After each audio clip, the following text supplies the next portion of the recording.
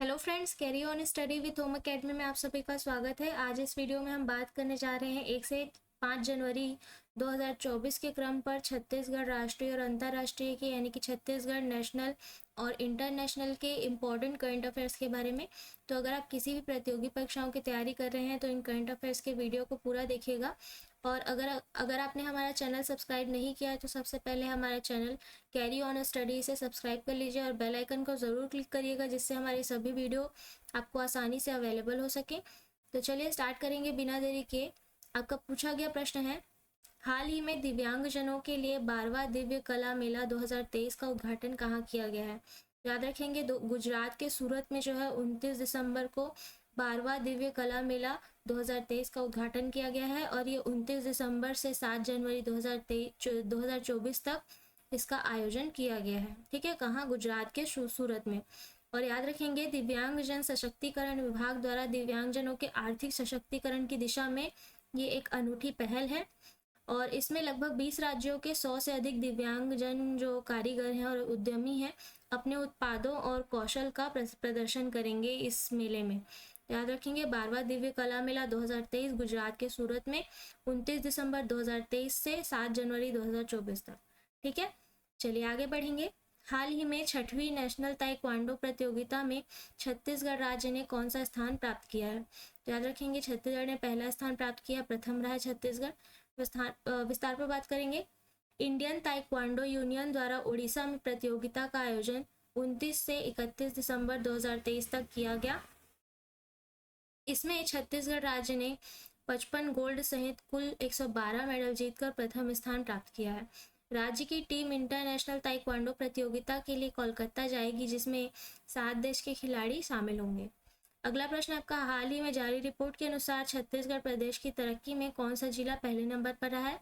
तो याद रखेंगे, धमतरी जिला जो है छत्तीसगढ़ की तरक्की में पहले नंबर पर रहा है। ठीक है, विस्तार पर बात करेंगे। राज्य योजना आयोग ने जिलों को 82 पैरामीटर्स की कसौटी पर कसकर कंपोजिट स्कोर पर रैंकिंग दी है। रिपोर्ट के अनुसार धमतरी जिले को 100 में 77 नंबर प्राप्त हुए हैं। प्रदेश की तरक्की में जिलों के योगदान में धमतरी जिला जो है लगातार तीसरे साल पहले नंबर पर आया, यानी कि इससे पहले 2 सालों में भी धमतरी जिला पहले नंबर पर रहा है। बालोद और रायपुर 72 अंक के साथ दूसरे और तीसरे स्थान पर है। इस रिपोर्ट में 18 जिले जो है फ्रंट रनर पर रहे हैं। ठीक है, यानी कि 18 जिले जो है फ्रंट रनर बने हैं। अगला प्रश्न आपका, हाल ही में आयोजित होने वाले गणतंत्र दिवस परेड में कर्तव्य पथ पर छत्तीसगढ़ की कौन सी झांकी शामिल होगी। तो इसका आंसर है आपका छत्तीसगढ़ की आदिम जन संसद की झांकी। ठीक है, याद रखेंगे, कर्तव्य पथ पर छत्तीसगढ़ की आदिम जन संसद की झांकी ये है आपकी, जो कि प्रदर्शित की जाएगी। विस्तार पर बात करेंगे। 26 जनवरी 2024 की परेड में कर्तव्य पथ पर शामिल होने के लिए छत्तीसगढ़ की आदिम जन संसद की झांकी को 28 राज्यों के बीच कड़ी प्रतियोगिता के बाद चुना गया है। जगदलपुर का मुरिया दरबार और बड़े डोंगर का लिमो राजा केंद्रीय विषय होगा इसका, याद रखेंगे। अगला प्रश्न आपका, हाल ही में छत्तीसगढ़ में कितने नए जिलों में खेलो इंडिया सेंटर्स को मंजूरी मिली है। तो 7 जिलों को जो है खेलो इंडिया सेंटर्स के लिए जो है मंजूरी मिल चुकी है अभी। ठीक है, विस्तार पर बात करेंगे। भारतीय खेल प्राधिकरण की मदद से छत्तीसगढ़ में चौथे चरण में 7 नए खेलो इंडिया सेंटर खोलने को मंजूरी मिलने के साथ अब प्रदेश में कुल 31 सेंटर हो जाएंगे।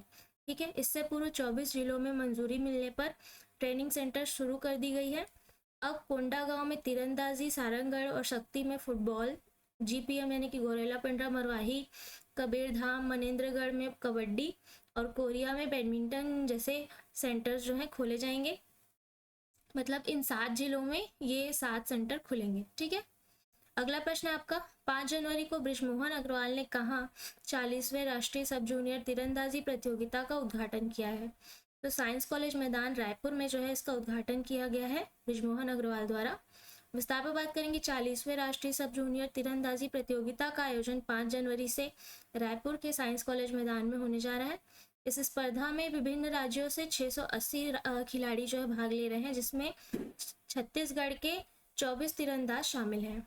ठीक है, अगला प्रश्न आपका, राष्ट्रीय स्तर पर किस राज्य में एक्सरसाइज डेजर्ट साइक्लोन 2 जनवरी 2024 को शुरू हुआ है। तो ये राजस्थान में शुरू हुआ है। विस्तार पर बात करेंगे।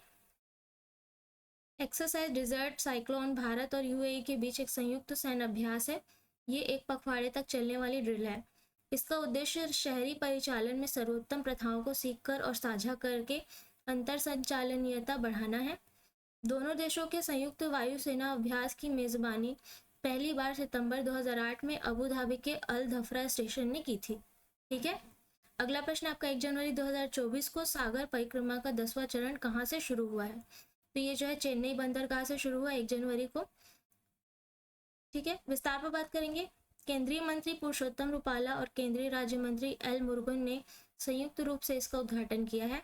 यह नेल्लोर, विशाखापट्टनम और श्रीकाकुलम से होकर गुजरेगी, जिसमें तटीय मछली पकड़ने वाले समुदायों की केंद्रीय मंत्रियों के साथ बातचीत होगी। सागर परिक्रमा का पहला चरण 2023 में गुजरात के कच्छ में शुरू हुआ है, जो महाराष्ट्र और अन्य तटीय राज्यों से होकर गुजरा था। ठीक है, अगला प्रश्न आपका, हाल ही में भारत का पहला पूर्ण बालिका सैनिक स्कूल कहाँ खोला गया है? तो ये जो है वृंदावन यूपी में खोला गया, उत्तर प्रदेश में वृंदावन में। ठीक है, विस्तार पर बात करेंगे। रक्षा मंत्री राजनाथ सिंह ने मथुरा जिले के वृंदावन में भारत के पहले पूर्ण बालिका सैनिक स्कूल का उद्घाटन किया है। संविद गुरुकुलम गर्ल्स सैनिक स्कूल सभी राज्यों और केंद्र शासित राज्यों में जो है 100 नए सैनिक स्कूल खोलने की पहल के तहत ये खोला गया। ठीक है, सीबीएसई के संबद्ध स्कूल में पूर्व सैनिकों द्वारा प्रशिक्षण दिया जाएगा, जिसमें लगभग 870 छात्राएं हैं। ठीक है, अगला प्रश्न आपका, हाल ही में प्रोफेसर वेद प्रकाश नंदा का निधन हो गया है। वे किस देश में भारतीय प्रवासियों के प्रमुख सदस्य थे? तो ये जो है संयुक्त राज्य अमेरिका में भारतीय प्रवासियों के प्रमुख सदस्य थे। विस्तार पर बात करेंगे। प्रोफेसर नंदा कोलोराडो के डेनवर विश्वविद्यालय में अंतरराष्ट्रीय कानून के प्रोफेसर थे तथा भारत अमेरिका के मजबूत संबंधों के समर्थक भी थे। उन्हें साहित्य और शिक्षा में योगदान के लिए 2018 में पद्म भूषण से सम्मानित किया गया था। उन्होंने वर्ल्ड जूरिस्ट एसोसिएशन के अध्यक्ष और American society of international law के मानद उपाध्यक्ष के रूप में भी कार्य किया है। अगला प्रश्न आपका, हाल ही में के स्मार्ट एप्लीकेशन किस राज्य सरकार द्वारा लॉन्च किया गया है? तो याद रखेंगे के स्मार्ट है जो कि केरल राज्य द्वारा लॉन्च किया गया है। ठीक है, विस्तार पर बात करेंगे। Kerala solution for managing administrative reformation and transformation स्थानीय स्व सरकारी संस्थानों की सेवाओं को एक एकीकृत डिजिटल प्लेटफॉर्म पर लाएगा।